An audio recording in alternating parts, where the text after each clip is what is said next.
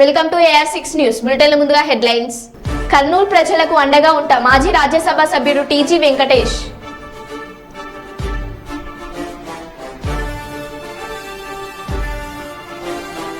రైతన్నలకు 500 బోనస్ ధర చెల్లించాలి.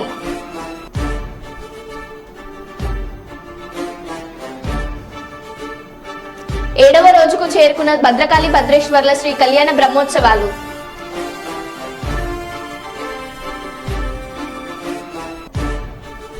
140 స్థానాలకు పైగా మనం గెలవబోతున్నాం సీఎం జగన్. అక్రమంగా తరలిస్తున్న తాబేలును పట్టుకున్న అటవీ శాఖ అధికారులు.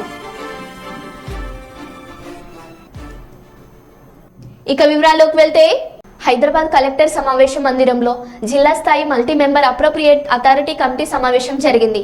ఈ సమావేశంలో జిల్లా కలెక్టర్ మాట్లాడుతూ, హైదరాబాద్ జిల్లాలోని ప్రతి స్కానింగ్ సెంటర్ను జిల్లా వైద్య ఆరోగ్య శాఖ అధికారులు తనిఖీ చేయాలని, తనిఖీ చేసినప్పుడు ఫోటోలు కూడా తీయాలని, ఫారం ఎఫ్లు తప్పనిసరిగా చెక్ చేయాలని, అనుమానం ఉన్న స్కానింగ్ సెంటర్లను గుర్తించి వాటిపై డెకాయి ఆపరేషన్లు నిర్వహించి లింగ నిర్ధారణ పరీక్షలు నిర్వహించే వారిపై కఠిన చర్యలు తీసుకోవాలని అన్నారు.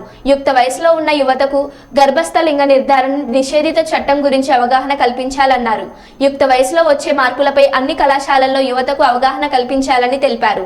భ్రూణ హత్యలను నివారించి హైదరాబాద్ జిల్లాలో బాలికల నిష్పత్తి పెరిగేటట్లు చూడాలని కోరారు.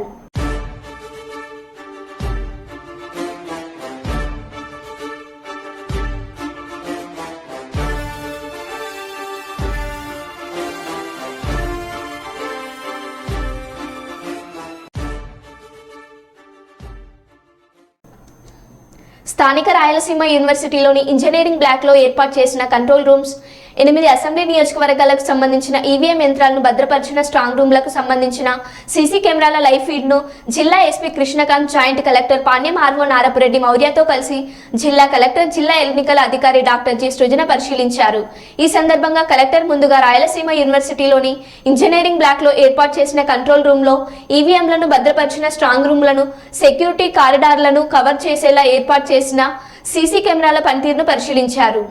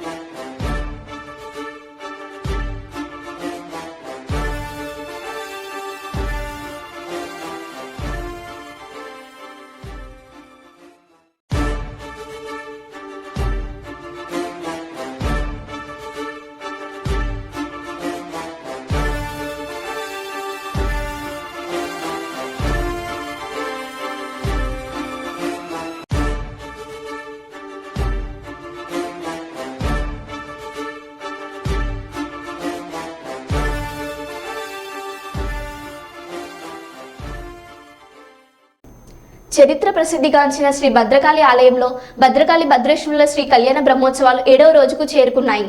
ఆర్యవైశ్య సంఘం ఆధ్వర్యంలో పట్టుబట్టలు, పువ్వులు, పండ్లు అమ్మవారికి ఆర్యవైశ్య పట్టణ సంఘం పట్టణ అధ్యక్షులు గుండ ప్రకాశ్రావు అమ్మవారికి సమర్పించారు. ఈ సందర్భంగా గుండ ప్రకాశ్రావు మాట్లాడుతూ, అమ్మవారికి షాడోపచార పూజ జరిపి అమ్మవారి అభిషేకం, కుంకుమార్చన, గ్రహమాకం, దుర్గా హోమం, లక్ష్మీ హోమాలు నిర్వహించారు. అనంతరం అమ్మవారిని భద్రకాళి మహాత్రిపుర సుందరిగా అలంకరించి రథసేవ జరిపారు. ఈ రథసేవలో వందలాది భక్తులు పాల్గొని అమ్మవారి రథం లాగుతూ భక్తి పారవశ్యంతో పులకరించిపోయారు. అనంతరం భక్తులకు అన్నదానం నిర్వహించారు.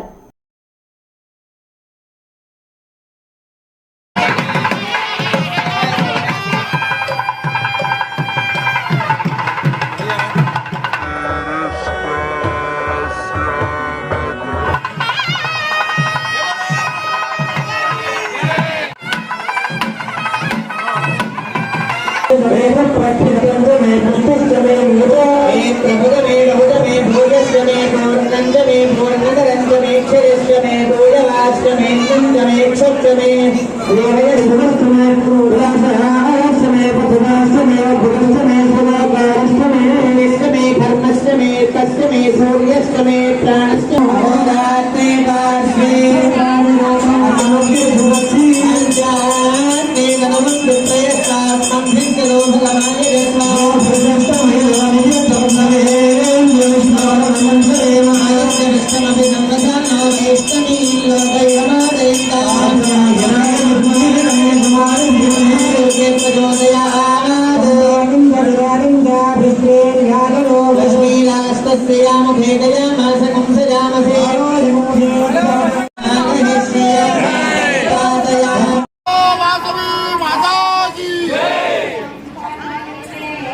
मैं भी पकड़ा भद्रकाली माता की भद्रकाली माता की भद्रकाली माता की శ్రీ భద్రకాళి అమ్మవారు ఈ పరమ పుణ్యక్షేత్రంలో ఈ నెల 9వ తారీఖు నుంచి 20వ తారీఖు వరకు బ్రహ్మోత్సవాలు జరుగుతూ ఉన్నాయి. కోరిన కోరికలు తీర్చి కొంగు బంగారమై విరాజిల్లుతున్నటువంటి భక్తుల మనసులలో కొలువై ఉన్నటువంటి భద్రకాళి అమ్మవారు ఈ బ్రహ్మోత్సవాలు అత్యంత వైభవంగా జరుగుతున్నాయి. పట్టణ నలుమూలల నుంచే కాక చుట్టుపక్కల గ్రామాల నుంచి అనేక ప్రాంతాల నుంచి కూడా భక్తులు భక్తి శ్రద్ధలతో తరలి వచ్చి తరిస్తూ ఉన్నారు. ముఖ్యంగా ఈ నెల 16వ తారీఖు ఈరోజు గురువారం అత్యంత ప్రతిష్టాత్మకంగా పట్టణ ఆర్యవైశ్య సంఘం ఈ కార్యక్రమాన్ని టేకప్ చేయటం, ఈరోజు ఆర్యవైశ్య సోదరిమణులందరినీ ఆహ్వానించడం జరిగింది. ఆర్యవైశ్య సోదరిమణులతో పాటు అన్ని కులాల వారు కూడా ఈ యొక్క కార్యక్రమంలో పాల్గొనాలని మేము కోరాం. పెద్ద ఎత్తున ప్రచారం కూడా చేశాం. దాని స్పందనగా ఇవాళ దాదాపు కొన్ని వేల మంది భక్తులు తండోపతండాలుగా ఈ దేవాలయానికి వచ్చి అమ్మవారి కార్యక్రమాలలో పాల్గొన్నారు. పొద్దుగాల అమ్మవారికి పట్టు వస్త్రాల సమర్పణ, ఆ తర్వాత అమ్మవారికి పూజ కార్యక్రమాలు, తర్వాత అభిషేకాలు, కుంకుమ పూజలు, ఒక హోమం, ఇవన్నీ కూడా శాస్త్రోక్తంగా వేద మంత్రాలలో జరిగినాయి. చాలామంది ఎంతో సంతోషపడ్డారు. భక్తి ప్రవృత్తులతోటి పరవశించిపోయిందని చెప్పాల్సి ఉంటుంది. అంతేకాక పట్టణ ఆర్యవైశ్య సంఘం తరఫున దాదాపు 3000 పై చిలుపు మనం అన్నదాన కార్యక్రమం కూడా నిర్వహిస్తాము. అన్నదాన కార్యక్రమంలో కూడా భక్తులు ఈ అన్నప్రసాదం తీసుకోవాలి. కంపల్సరీ ఆ భగవంతుని అమ్మవారి కృపా కటాక్షల పాత్రలం కావాలి, జన్మ ధన్యం చేసుకోవాలనే ఒక పవిత్ర ఆశయంతో అన్నప్రసాద కార్యక్రమంలో కూడా విరివిగా పాల్గొంటా ఉన్నారు. పెద్ద ఎత్తున భక్తులు పాల్గొంటా ఉన్నారు. ఈ కార్యక్రమం మొత్తం విజయవంతం కావటం అందరి సహాయ సహకారాలతో, ముఖ్యంగా భక్తుల సహాయ సహకారాలతో, ఆర్యవైశ్యుల ప్రముఖుల తర్వాత అందరి సోదరిమణుల సహాయంతో దీన్ని విజయవంతం చేసినందుకు కృతజ్ఞతలు. ఈ బ్రహ్మోత్సవ ఆంధ్రప్రదేశ్లో ఈ సార్వత్రిక ఎన్నికలు ధన ప్రవాహం జరిగిందని కాంగ్రెస్ పార్టీ మాజీ రాష్ట్ర అధ్యక్షుడు శైలాజ్నాథ్ ఆరోపించారు. ఓట్లను నాయకులు బహిరంగానే కొనుగోలు చేశారని, ఇంత జరుగుతున్న ఎన్నికల కమిషన్ చర్యలు తీసుకోవడం లేదని ఆయన ఆవేదన వ్యక్తం చేశారు. రాష్ట్రం అభివృద్ధి చెందాలంటే రాహుల్ గాంధీ ప్రధానమంత్రి కావాల్సిన అవసరం ఎంతైనా ఉందన్నారు.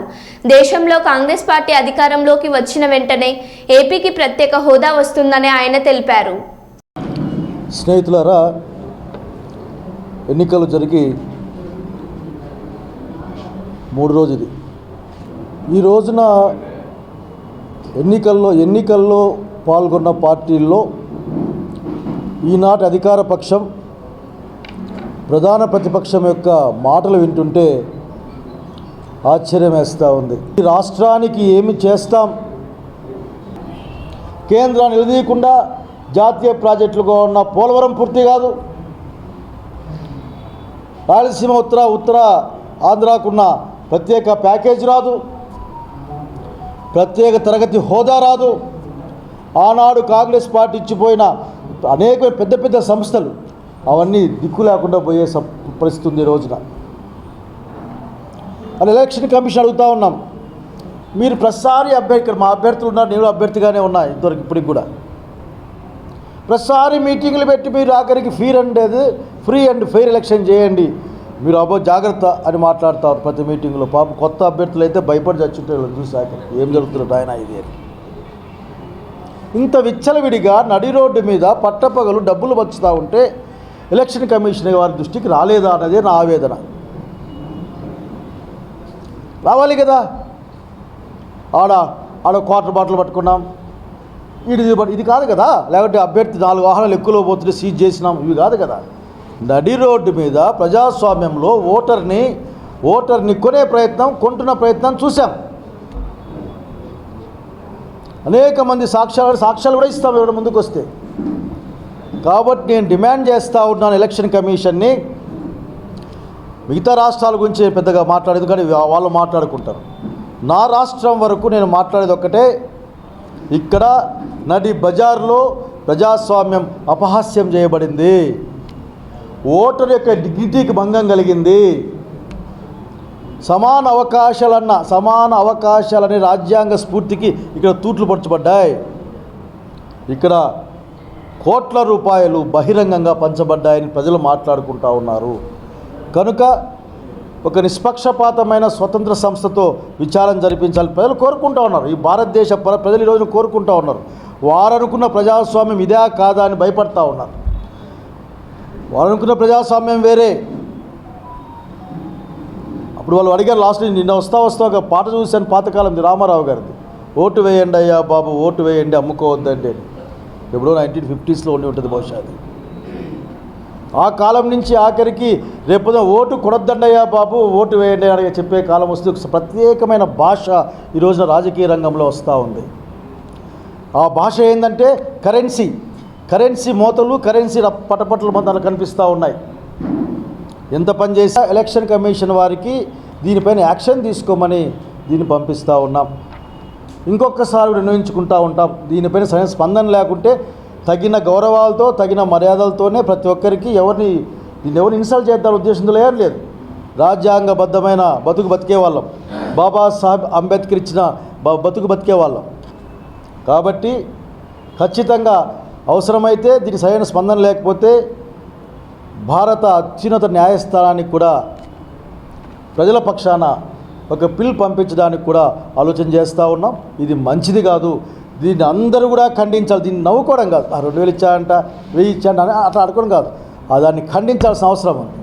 ఇది తప్పు అని చెప్పాల్సిన అవసరం ఉంది.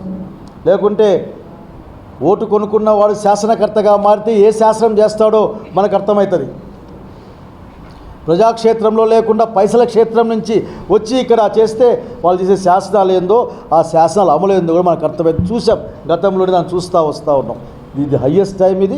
దీనిపై అందరూ స్పందించమని ప్రజాస్వామ్యవాదుల్ని, రాజ్యాంగాన్ని రక్షించుకోవాలనుకునే వాళ్ళని అందరినీ కూడా దీనిపైన మీరు కదలాలని ఆలోచించమని, ఒత్తిడి తెమ్మని నేను కోరుకుంటా ఉన్నాను మా అందరి పక్షాన. కాంగ్రెస్ ప్రభుత్వం వ్యవహరిస్తున్న రైతు వ్యతిరేక విధానాలను నిరసిస్తూ బీఆర్ఎస్ పార్టీ అధినేత కేసీఆర్ ఇచ్చిన పిలుపు మేరకు పంటకు 500 రూపాయల బోనస్ వెంటనే ఇవ్వాలని వేములవాడ పట్టణంలోని చల్మెడ నివాసంలో నిరసన కార్యక్రమం గురువారం నిర్వహించారు. ఈ సందర్భంగా జెడ్పీ చైర్పర్సన్ న్యాలకొండ అరుణ, సీనియర్ నాయకులు ఏనుగు మనోహర్ రెడ్డి, రాఘవరెడ్డిలు మాట్లాడుతూ రైతన్న పండించిన పంటకు 500 బోనస్ అందించాలని డిమాండ్ చేశారు. మండల పార్టీ అధ్యక్షులు తదితరులు ఉన్నారు.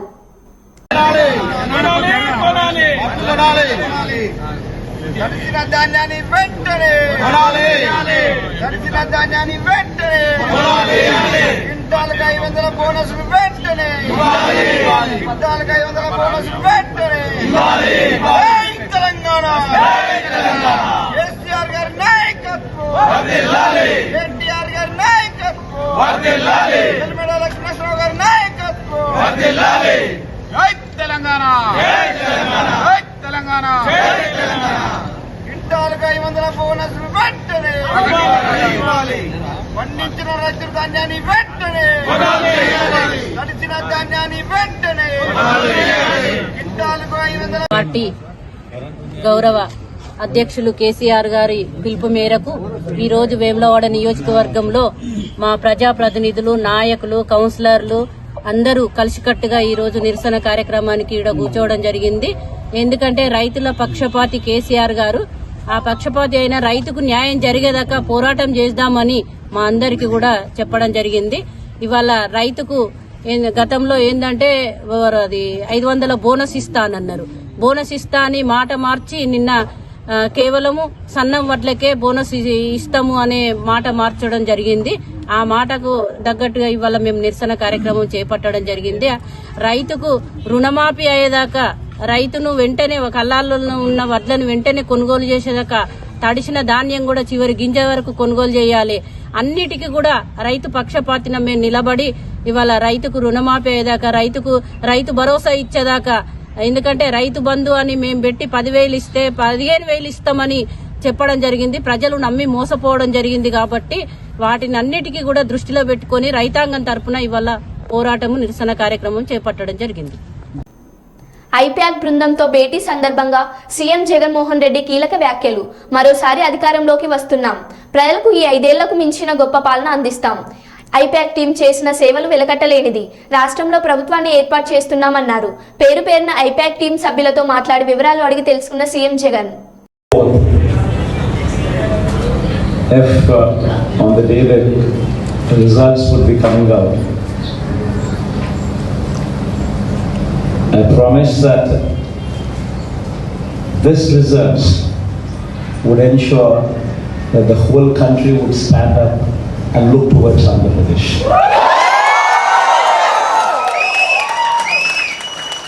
In fact, when someone told me last time itself was 151, last time out of 175, 151 itself is a tall number.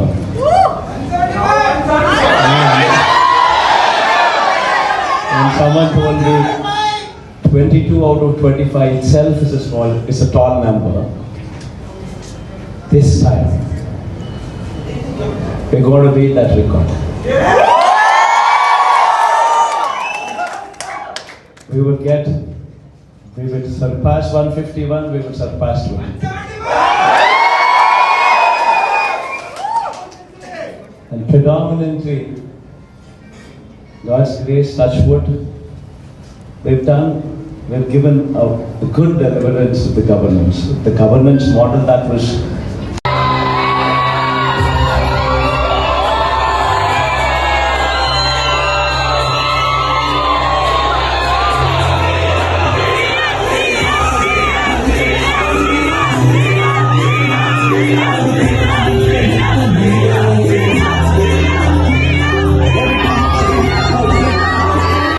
last time out of 175, 151 itself is a tall number.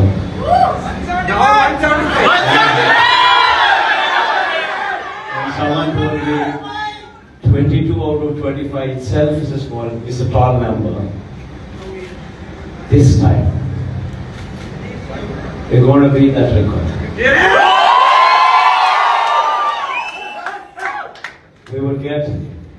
We will surpass 151, we will surpass 20.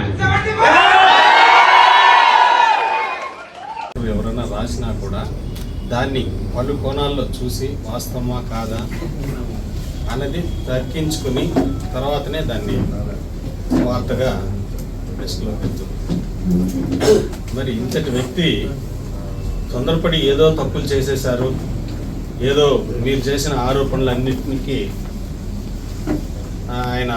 ఆయన్ని మీ రాజకీయాలకి ఆయన్ని లేదా నాతో నా వార్తా దినపత్రికల్లో నాతో పాటు పనిచేసినటువంటి నరేంద్రని వీళ్ళందరినీ కూడా టార్గెట్ చేయడం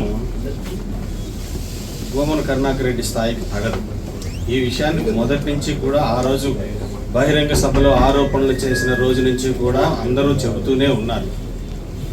తెలుగు భాష ప్రావీణ్యుడు, టీటీడీ చైర్మన్, తిరుపతికి ఎమ్మెల్యే, పలు కోణాల్లో నాకు మించిన మేధావి లేడు అని తెలుగులో స్పష్టంగా మాట్లాడగలిగే భూమన కరుణాకర్ రెడ్డి ఇలాంటి రాంగ్ స్టెప్ వేస్తాడనేసి ఎవరు అనుకోలే. కానీ ఆయనలో ఉన్న నిజస్వరూపం దీంతోనే బయటపడింది. ఇన్ని రోజుల వరకు ఆయన లోపల మనిషిని చూశారు, పైన మనిషిని చూశారు, లోపల మనిషిని ఇప్పుడు చూస్తున్నారు. అందరూ తిరుపతిలో జనాలు. ఆయనకి సన్నిహితంగా ఉండే ప్రతి ఒక్కరూ కూడా, చిన్ననాటి స్నేహితులు అందరూ కూడా ఈ రోజుటికి మా పాత్రికేయులకు చెప్తున్నది ఏంటంటే, మీరు చాలా ఆలస్యంగా గుర్తించారు కరుణాకర్ రెడ్డి గురించి. ఆయన వ్యక్తిత్వం ఇంతకంటే ఇంకా దారుణంగా ఉంటుంది, రాబోయే రోజుల్లో మీరే చూడొచ్చు అని చెప్పారు. ఇప్పటికి కూడా మేమైతే మొదటి నుంచి ఒకటే చెప్పాం, అయ్యా కరుణాకర్ రెడ్డి గారు, మీ రాజకీయాలకి జర్నలిస్టులను బలి చేయొద్దు.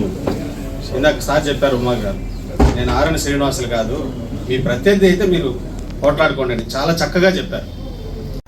ఖమ్మం జిల్లా తల్లెడ మండలం మిట్టపల్లి గ్రామానికి చెందిన బీఆర్ఎస్ సీనియర్ నాయకుడు డీసీఎంఎస్ మాజీ చైర్మన్ రాయల వెంకట శేషగిరిరావు భౌతిక కాయాన్ని రాజ్యసభ సభ్యులు వద్దిరాజు రవిచంద్ర, బీఆర్ఎస్ ఖమ్మం పార్లమెంట్ అభ్యర్థి నామ నాగేశ్వరరావు సందర్శించి ఘనంగా నివాళులర్పించారు. శేషగిరిరావు అనారోగ్యానికి గురై సికింద్రాబాద్ యశోద హాస్పిటల్లో చికిత్స పొందుతూ బుధవారం మృతి చెందాడు. స్వగ్రామమైన ఖమ్మం జిల్లా తల్లెడ మండలం మిట్టపల్లి గ్రామానికి శేషగిరిరావు భౌతిక కాయాన్ని తరలించారు. ఆయన అంతిమ యాత్రలో వద్దిరాజ్ రవిచంద్ర, నామ నాగేశ్వరరావు పాల్గొని పాడమోసి ఘనంగా నివాళులర్పించారు. కుటుంబ సభ్యులైన భార్య పద్మావతి, కుమారులు రఘు రేవంత్ని పరామర్శించి ఆయనతో వాళ్లకు ఉన్న అనుబంధాన్ని గుర్తు చేసుకున్నారు.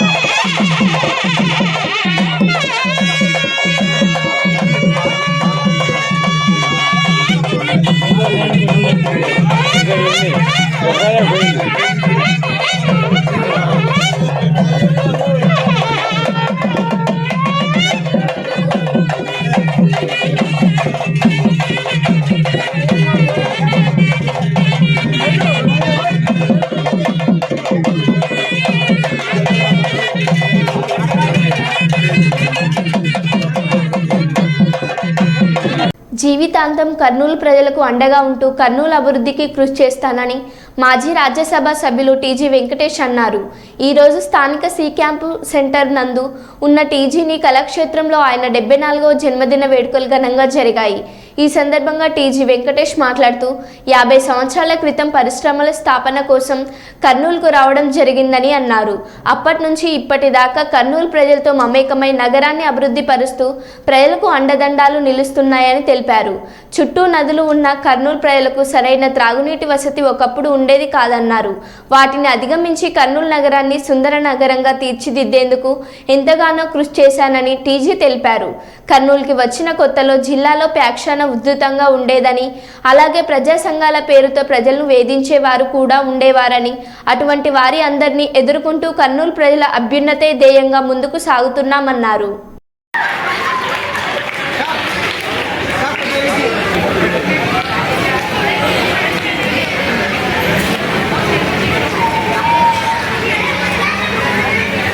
కళాకారులు అంటే మొత్తం తెలుగు జనాలకందరికీ, ప్రపంచవ్యాప్తంగా ఉండే తెలుగు జనాలకందరికీ లాఫ్ థెరపీ ఇస్తున్నటువంటి తెలుగు వాళ్ళకు ప్రతి వారం చక్కని హాస్యాన్ని అందిస్తూ కడుపుబ్బా నవ్విస్తూ నవ్వుల చిరునామాగా మారినటువంటి హాస్య కళాకారులు. హలో సార్, అందరూ సన్మానం పొందినటువంటి వారందరూ ఒకసారి గ్రూప్ ఫోటో కోసం వినోదిని సన్మానం అందుకుంటున్నటువంటి వినోద్, అలాగే కులాలకు మతాలకు అతీతంగా అన్ని కార్యక్రమాలు, దేవాలయాలు కానీ, చర్చలు కానీ, దర్గాలు కానీ, ఏవి కానీ, ఈద్గాలు కానీ అన్నీ నేను షాదిఖానాలు కానీ మతాలకు కులాలకు అతీతంగా నేను సేవ చేస్తున్నాను. మిమ్మల్ని కోరేది కూడా అదే, నన్ను విభజించద్దండి. నేను మీ అందరినీ ఆ దృష్టితో చూడలేదు. అందరికీ పెళ్లిళ్ళు చేసేది గత 30 సంవత్సరాల్లో దేశంలో ఎవడన్నా ఉన్నాయంటే ఒక టీజీ వెంకటేష్ ఉన్నారు. ఈరోజు కోడ్ ఉన్న ఎలక్షన్ కోడ్ ఉన్నందున పెళ్లిళ్ళు చేయలేకపోయినాను. లేకపోతే ప్రతి సంవత్సరం అన్ని మతాలు అన్ని కులాల వారికి ప్రతి సంవత్సరం చేస్తూ ఒక జంటకు దగ్గర ₹1,00,000 ఖర్చు పెడుతూ ముందుకు పోతున్నాను. అలాగే మరొక కొన్ని మంచి హ్యాబిట్స్ ఎప్పుడు చెప్తూనే ఉంటాము. స్మోక్ చేయని వాడు, మా ఎంప్లాయీస్ అంతా 3,000 మంది స్మోక్ చేయని వాడు, తాగని వాడు వంటి డిక్లరేషన్ ఇస్తే ₹15,000 నెలకు బోనస్గా ఇస్తున్నాం. నెలకు గత 20 సంవత్సరాలుగా ప్రపంచంలో ఎక్కడా లేదు. సుమారు ₹40 లక్షల ఖర్చు అవుతుంది ప్రతి నెల. లాభాలన్నీ ఉండకపోయి ఈ కార్యక్రమాన్ని ముందుకు తీసుకోబోతున్నాం. నీళ్ళే తాగేదానికి నది చుట్టూ ఉన్న ఈ ప్రాంతంలో తాగేదానికి నీళ్ళు లేదు, డ్రైనేజీలు లేవు, రోడ్లు లేవు. ఇది ఒక కొంప, గలీజ్ కొంపగా ఉండేది. దీన్ని నా శక్తి కొద్దీ దీన్ని ఒక రూపురేఖలు దిద్దగలిగాను. మళ్ళీ 10 సంవత్సరాలు నేను మమ్మల్ని ఆదరించలేదు. మళ్ళీ ఆదరిస్తే మళ్ళీ దాన్ని పోయిన నష్టాన్ని కోరుకునేదాన్ని ముందుకు తీసుకోపోతానని తెలియజేస్తూ సెలవు తీసుకుంటున్నాను. దాన్ని నిత్యం ప్రజల మధ్య, కళాకారుల మధ్య, మేధావుల మధ్య సేవలు స్వీకరిస్తూ తనదైన శైలిలో ఆయన సేవలు అందిస్తూ ఉన్నారు. ఆ సేవలు కళాకారులు కొనసాగాలని నూరేళ్ల జీవితాన్ని కూడా నేనున్నానంటూ సహాయం చేసేటటువంటి మంచి మనసున్న మహారాజు మన మరొకసారి జన్మదిన వేడుక శుభాకాంక్షలు తెలియజేస్తున్నాం.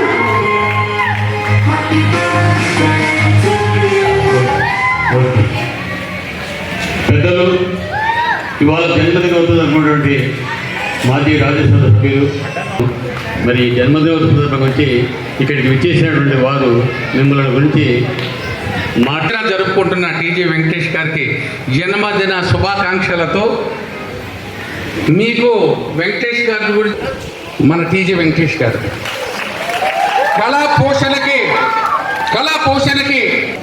ఆ కళా పోషకులే మన కళ ముందు ఉన్నటువంటి టీజీ వెంకటేష్ గారు. మనం నిలబడినటువంటి కర్నూలుకు వచ్చిందంటే దాని వెనక్కి నడుస్తున్నటువంటి టీజీ వెంకటేష్ గారి ప్రధాన కారణం అని చెప్తున్నాం.